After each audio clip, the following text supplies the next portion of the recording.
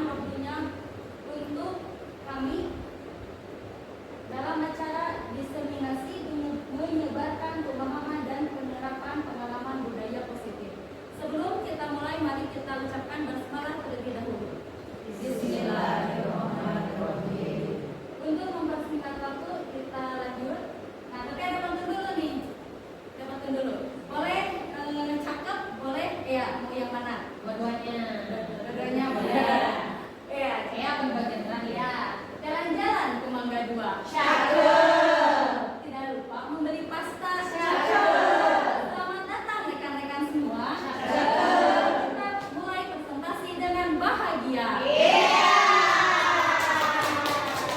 Jadi intinya hari ini kita harus bahagia.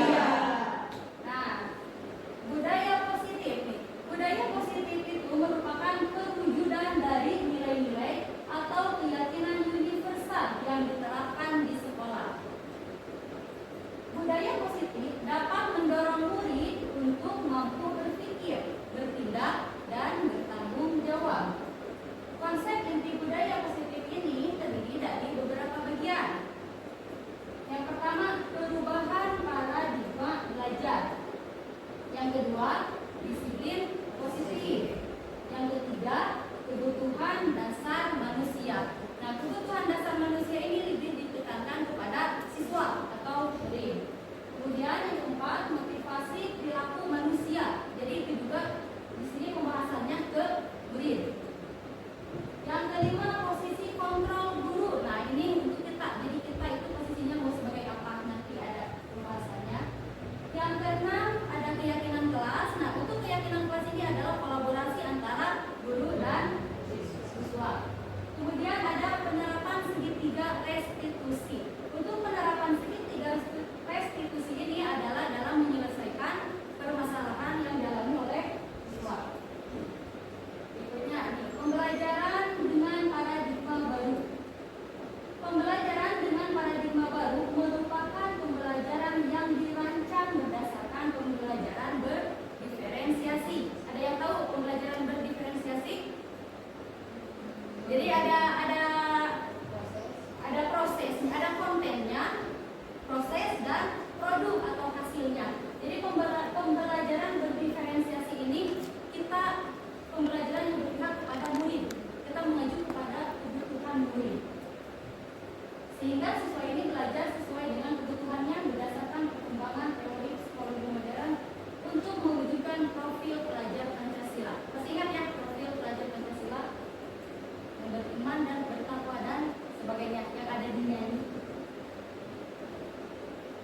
Kemudian disiplin positif. Disiplin positif adalah pembiasaan hal yang baik mencakup sikap atau perilaku maupun tutur kata oleh seluruh warga sekolah. Jadi seluruhnya, bukan hanya untuk murid, tapi kita juga termasuk seluruh yang ada di sekolah. Mau penjaga sekolah juga berarti itu termasuk. Nah, tutur kata oleh seluruh warga di sekolah, terutama bagi murid. Nah, kita fokuskan kepada murid karena pembelajaran kita ini adalah pembelajaran yang berpihak kepada murid sesuai dengan filosofi belajar dengan cara agar dapat berkembang menjadi pribadi yang kritis, mandiri, dan bertanggung jawab. Sebagai pendidik, tujuan kita adalah menciptakan peserta didik yang memiliki disiplin diri sehingga mereka berperilaku mengacu kepada nilai-nilai kebajikan universal dan memiliki motivasi dalam diri menuju perubahan ke arah yang lebih baik. Jadi tugas kita ini adalah menanamkan motivasi intrinsik. Jadi kalau motivasi intrinsik yang sudah tertanam, insya Allah belajar juga pasti baik, bagus. Ya, selanjutnya ke Ibu Sri Astuti Gunardi. Oke, terima kasih pertanyaannya sendiri. Oke, kita lanjutkan ke yang ketiga ya Bu ya. Tadi baru 2. Yang ketiga yaitu kebutuhan dasar manusia. Di mana kebutuhan dasar manusia merupakan sesuatu yang kita lakukan untuk mendapatkan apa yang kita inginkan, yang kita harapkan. Seluruh tindakan yang kita lakukan memiliki tujuan kebutuhan dasar kita agar terpenuhi. Nah, kebutuhan dasar manusia itu sendiri ada 5. Yang pertama adalah bertahan hidup, yang kedua adalah kasih sayang dan rasa diterima, yang ketiga adalah penguasaan, yang keempat kebebasan, dan yang terakhir adalah kesenangan. Mungkin ibu-ibu juga tahu ya, apabila bertahan hidup kita butuh apa sih?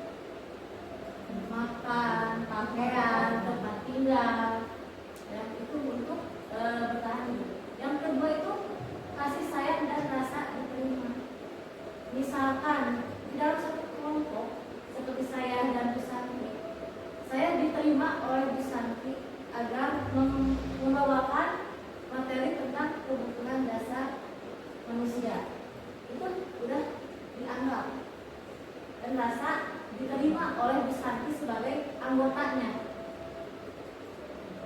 Terus yang ketiga penguasaan, harga diri, keinginan untuk dianggap pemimpin, berprestasi, diakui dan didengarkan.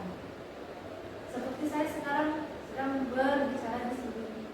Walaupun nanti itu kan konteksnya ke murid, tapi contohnya di saya juga ingin didengarkan ataupun diakui pada saat saya mempresentasikan materi ini.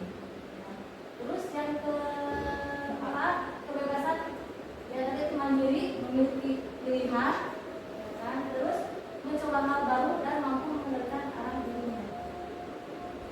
Yang terakhir adalah kesenangan, bermain, humor, antusias dan tertawa. Jadi bahagia atau bisa tertawa. Nah terus yang berikutnya adalah motivasi perilaku manusia. Nah motivasi itu ada 3: hukuman, konsekuensi, restitusi. Kadang-kadang kita tidak bisa membedakan antara hukuman dan konsekuensi. Awalnya saya juga seperti itu. Saya tidak bisa membedakan yang hukuman itu yang seperti apa sih, yang konsekuensi itu kayak gimana. Nah tapi setelah mempelajari ini, hukuman itu bersifat dadakan. Kalau misalkan saya pada pelajaran PJOK, ketika ada siswa yang tidak memakai baju olahraga, saya langsung menghukum, ya kan, dengan push up 10 kali atau squat thrust 5 kali, seperti itu hukuman. Kalau konsekuensi itu ada timbal baliknya, ada kolaborasi antara siswa dan kita sebagai guru. Nah kalau misalkan kamu tidak memakai baju olahraga, konsekuensinya kamu akan dihukum atau dikasih tugas apa, misalkan push up. Itu kan kalau misalkan sudah ada kolaborasi antara siswa dan murid. Kalau restitusi itu proses menciptakan kondisi siswa untuk memperbaiki kesalahan. Nah kamu tidak memakai baju olahraga, nah nanti akan gimana? Apakah kamu akan melakukannya atau memperbaikinya seperti apa? Penyelesaiannya, misalkan Bu, saya hanya punya pakaian olahraga 1 dan bajunya itu basah sehabis dipakai kemarin. Nah untuk menyelesaikannya yaitu bisa nggak kamu memakai baju olahraga yang lain dulu, jersey yang lain, itu sebagai salah satu contoh restitusinya. Nah sekarang posisi korban guru, kita sebagai guru itu harus sebagai apa sih? Harus gimana sih? Ya. Ada 5, yaitu penghukum, pembuat merasa bersalah, teman, pemantau, manajer. Saya mau bertanya dulu kepada ibu. Nah posisi ibu sekarang di mana sih? Ada di posisi mana? Apakah di penghukum, pembuat merasa bersalah, teman, pemantau, atau manajer? Teman. Contohnya seperti apa? Iya di kelas. Ya silakan beneran, silakan. Contohnya? Ya contohnya kalau misalkan di kelas, kalau sedang memang waktunya kita antara guru dengan siswa, ya kita memposisikan diri sebagai guru dengan segala aturan dan lain sebagainya. Tapi di satu sisi entah itu diselipkan atau apapun itu, kita juga harus bisa bisa mengenali siswa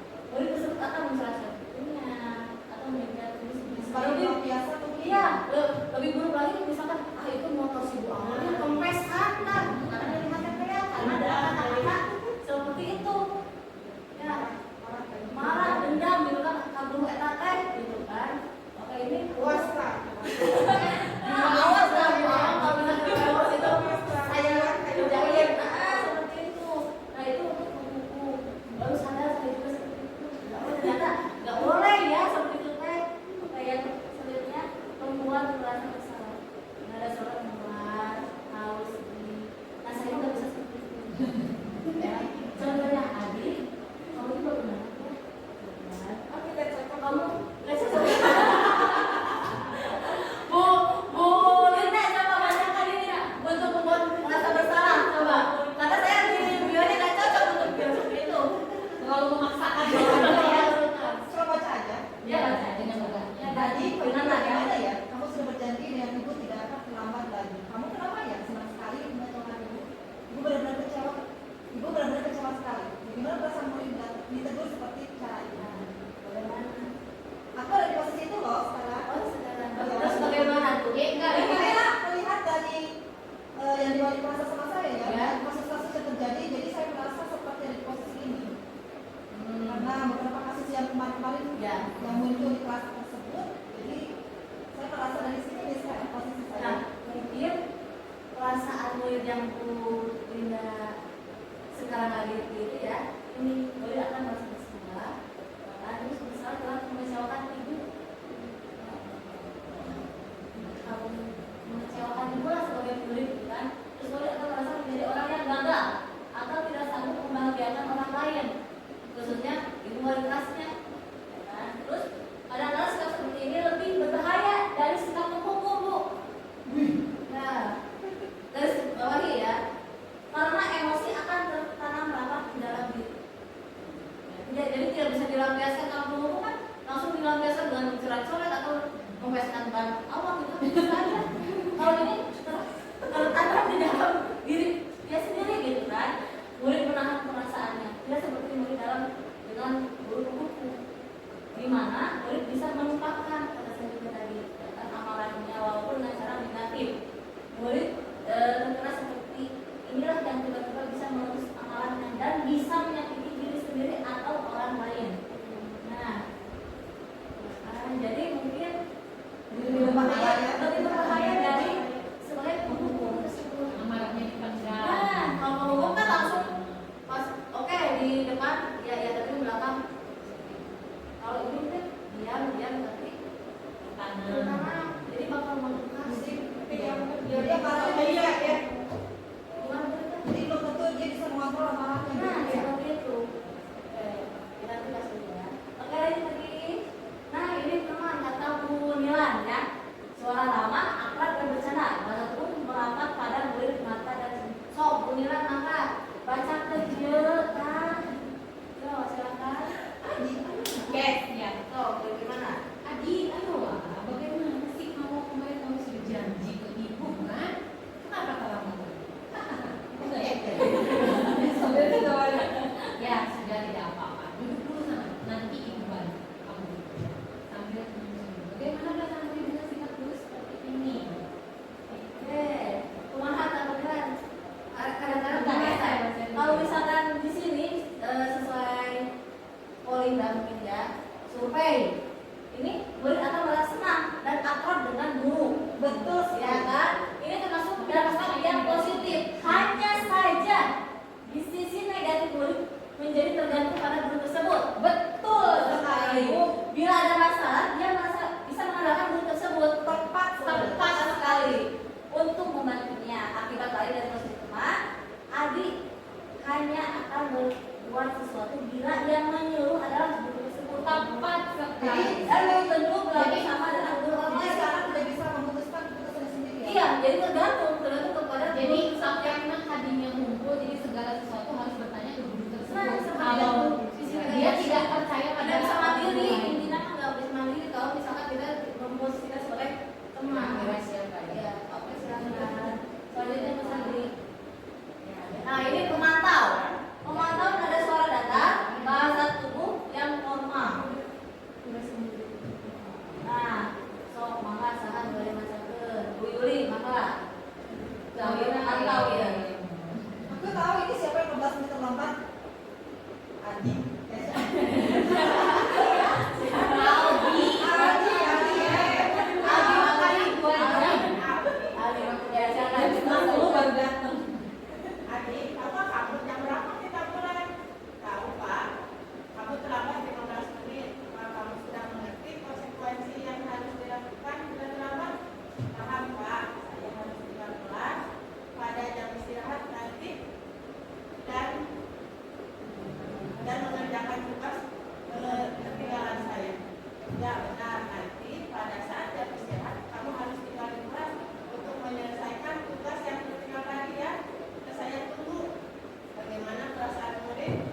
diperlakukan seperti itu. Nah, sebelum baca ini sok bagaimana Bu Yuli kalau misalkan Bu Yuli itu muridnya si Adina, tapi nggak baca itu sok kumaha. Masalah kan dengan dua. Perasaan anak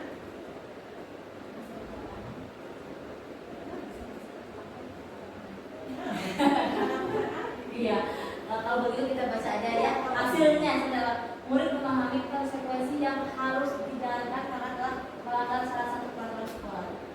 Terus guru tidak menunjukkan suatu emosi yang berlebihan menjadi marah atau membuat merasa berbuat salah. Murid tetap dibuat tidak nyaman yaitu dengan harus tinggal kelas pada waktu jam istirahat dan mengerjakan tugas. Jadi ketika yang lagi istirahat karena konsekuensinya ketika terlambat 15 menit, jadi waktu istirahat 15 menit dia harus Tinggal kelas. tinggal pernah kelas. Oke, lanjut. Lu nggak kelas. Nah, ini posisi yang terakhir yaitu sebagai manajer, di mana nada suara tulus bahasa tubuh tidak kaku. Nah, ini mah juga nama Bu Elis ya. Coba lihat nggak baca aja, kita baca aja silakan.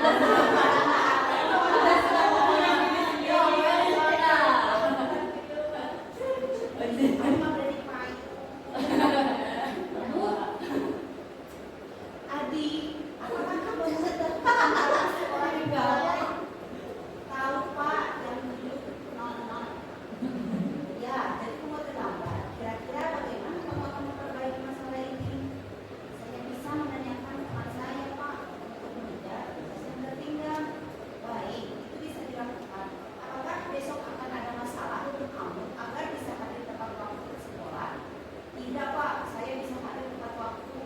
Baik, saya hargai usaha untuk memperbaiki diri. Bagaimana perasaan murid diperlakukan seperti ini? Nah, bagaimana Kak?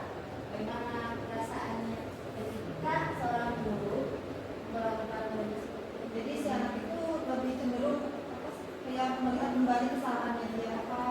Ya seperti Jadi nyadar diri, ya sadar diri Dan bisa berkomitmen gitu. Iya, jadi bisa memperbaiki menjadi lebih baik lagi. Oke, kita lihat.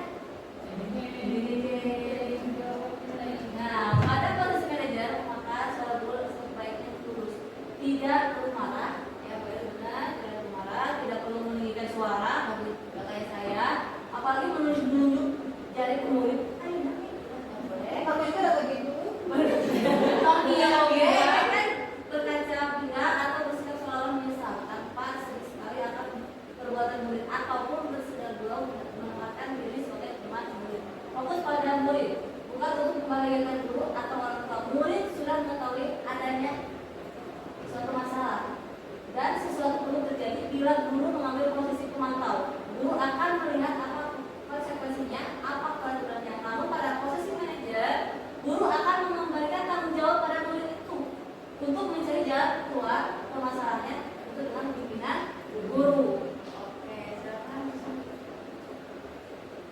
Nah, contoh lain misalkan 5 posisi kontrol guru. Kasus contoh murid tidak mengerjakan tugas yang diberikan guru. Menghukum, berdiri di depan kelas dengan membuat perasaan bersalah, ibu sudah mengingatkan berkali-kali. Kamu senang ya lihat itu marah. Nah, kalimat itulah.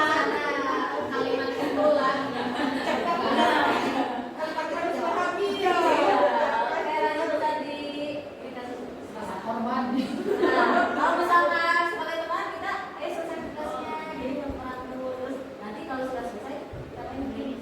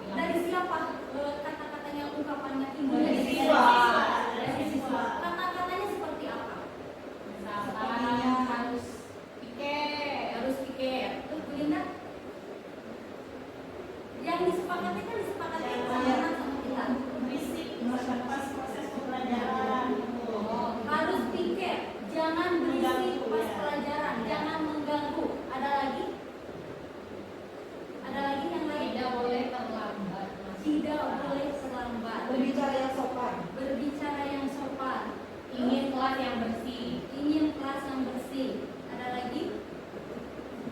Tidak mencoret-coret bangku atau merusak Tidak merusak bangku. kelas di Bawa apa ke sekolah?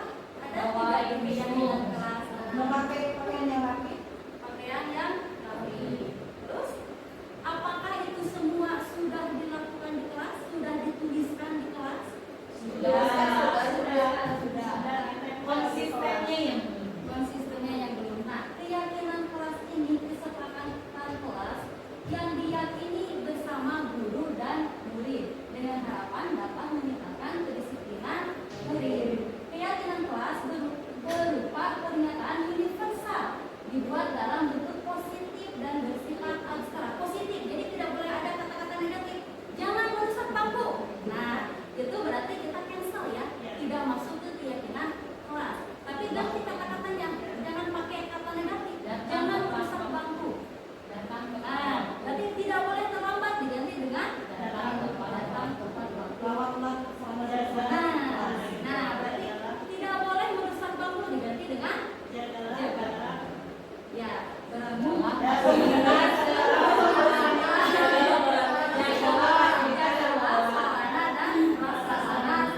Jadi hindari kata-kata negatif. Berpakaian rapi. Udah positif. Ya. Apalagi coba keyakinan kelas. Yang tidak piket, apakah didenda? Didenda. Nah, beda-beda versi ya. Nah, harusnya kan ini kesepakatan tidak boleh ada yang negatif. Apakah denda itu baik? Tidak. Nah, sudah tahu sendiri. Berarti nanti kita evaluasi ke depan, siap kalau kajian baru kita evaluasi untuk keyakinan kelas ya. Siap. Nah, keyakinan kelas, jadi keyakinan kelas ini dari anak yang timbulnya dari anak kita saring, kita kita tampung ide anak itu seperti apa, kemudian kita kembalikan lagi ke anak, sepakat tidak?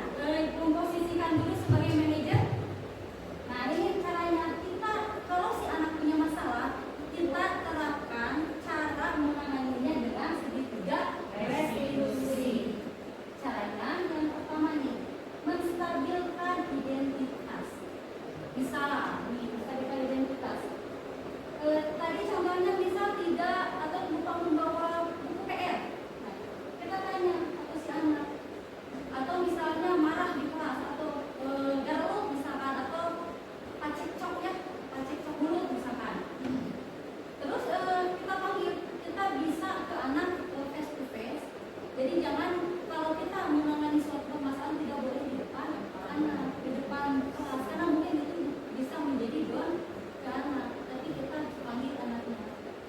Tahap yang pertama segitiga restitusi itu adalah menstabilkan identitas. Misal kemarin saya itu ada tugas tentang segitiga restitusi ini, mengambil Maulida kelas 7B. Jadi dia marah-marah di kelas. Kenapa marah-marah? Karena tugasnya dicontek. Dipanggil, ternyata dia merasa, nah tahap menstabilkan identitas ini, dia tahu, ya saya salah, kamu kenapa berbuat seperti itu? Terus dijawabnya, ya saya salah, saya sudah marah-marah ke A misalnya. Kenapa kamu marah? Karena dia mencontek tugas saya, padahal kita memang satu kelompok, tapi dia tidak ikut kerja. Dia hanya melihat tugas, hanya menjalin dan dikumpulkan, otomatis marah. Nah berarti kita sebagai seorang guru ya wajar. Wajar nah kamu marah, karena tugas itu kan penting. Kamu udah bekerja keras tapi malah disampaikan itu untuk menstabilkan identitas. Tapi wajar tidak melakukan hal yang lebih parah. Kenapa misalkan penunjuk itu sibuk ngasih teman yang nyontek itu disobek, tidak kan? Tapi itu berarti dia sudah bisa menahan mengontrol emosinya. Validasi. Nah yang kedua itu yang pertama menstabilkan identitas. Wajar kalau kamu marah, ya wajar. Terus yang kedua itu validasi tindakan yang salah. Marah-marah itu benar atau tidak? Tidak kan? Itu perbuatan yang salah kan? Marah-marah itu. Nah validasi tindakan yang salah ini, kamu tentu punya alasan mengapa melakukan itu. Jadi kita tanya ke anak, kenapa sih kamu melakukan hal itu? Kenapa sih kamu kok bisa marah sama dia? Kenapa sih kamu sebegitu marahnya? Adakah cara yang lebih efektif untuk mendapatkan apa yang kamu butuhkan? Jadi kalau tidak dengan marah-marah bisa tidak?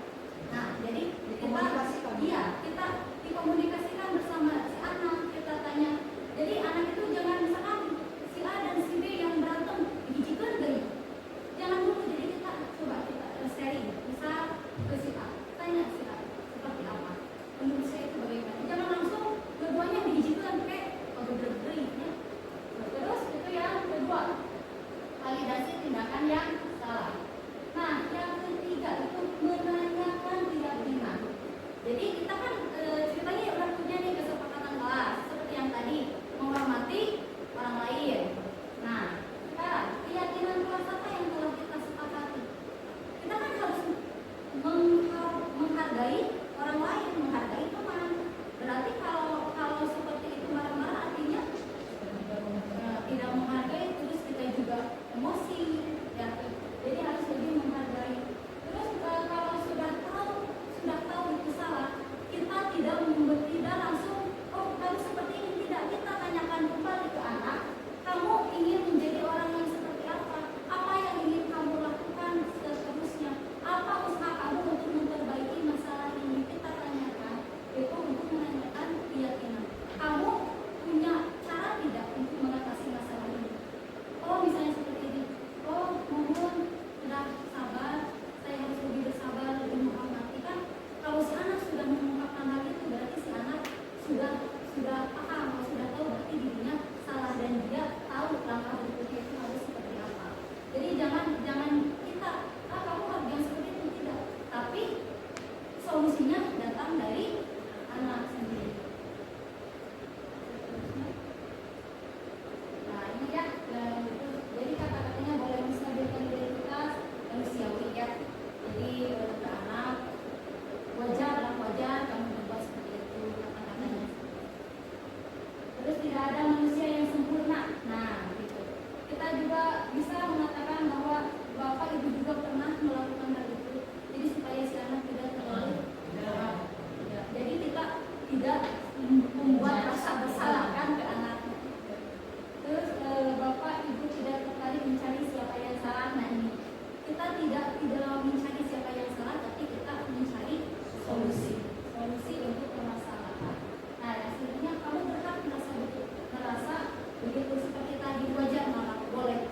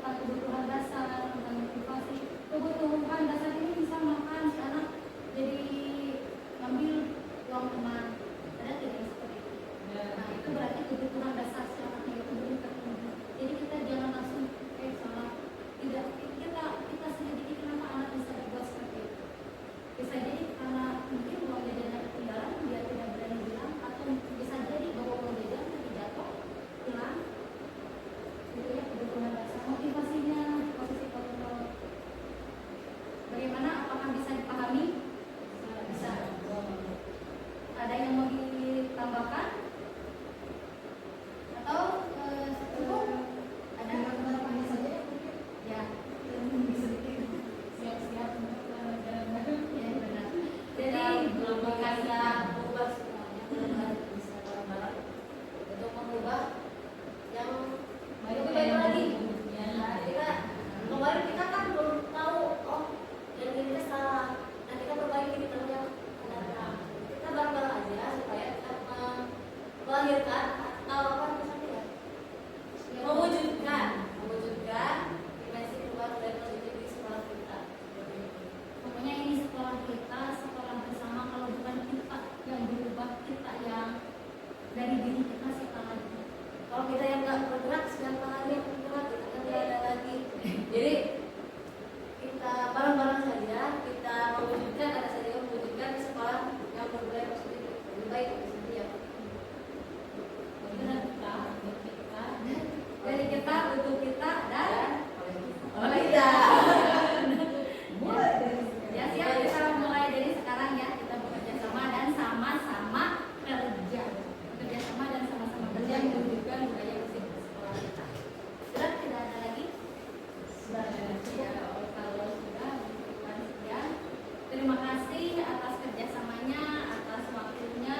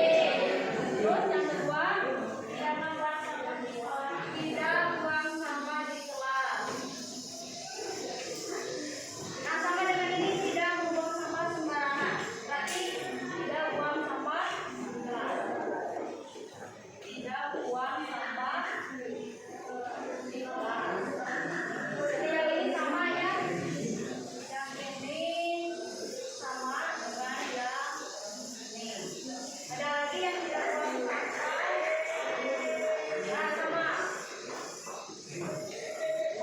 Salah lagi. Baju rapi. Setuju baju rapi? Baju harus rapi. Baju harus rapi. Nih, baju harus rapi. Dimasukkan. Nanti kalau baju dimasukkan,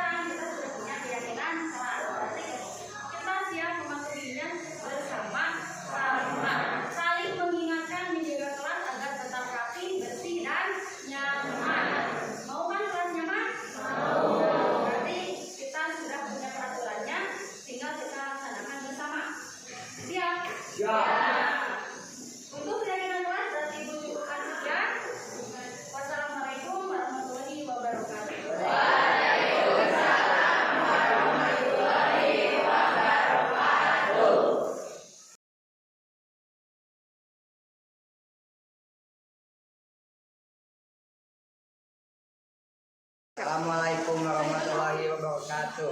Perkenalkan, nama saya Jujun Munara dari kelas 7D. Menurut saya, pembentukan keyakinan kelas dapat bermanfaat bagi kelas masing-masing dan mendapatkan rasa nyaman, damai, dan bahagia. Assalamualaikum warahmatullahi wabarakatuh.